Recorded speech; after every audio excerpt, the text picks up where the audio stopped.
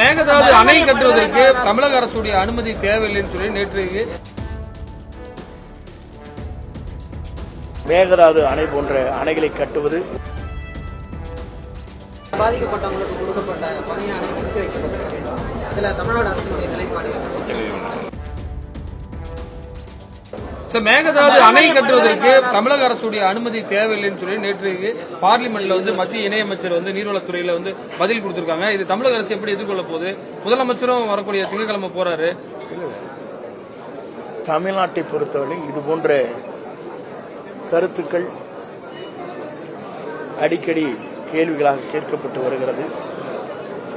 தமிழ்நாட்டுடைய முதலமைச்சரை பொறுத்தவரையிலும் அவருடைய கனவிலே இருப்பது காவிரி டெல்டா பகுதியினுடைய நீரை, மழை நீரை வெள்ளம் பெருக்கெடுத்து வருகிற போது அது வருகின்ற நீரை மேகதாது அணை போன்ற அணைகளை கட்டுவது ஒரு செங்கல் கூட எடுத்து வைப்பதற்கு அனுமதிக்க மாட்டார்.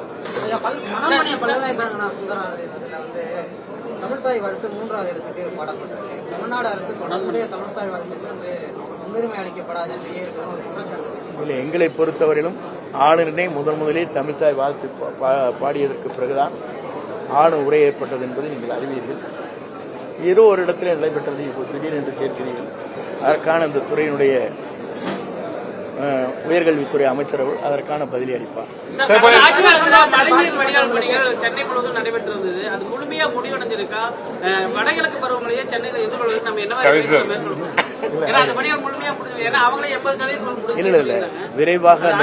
விரைவாக அந்த பணிகளை நகராட்சி மற்றும் நெடுஞ்சாலைத்துறை, பொதுப்பணித்துறை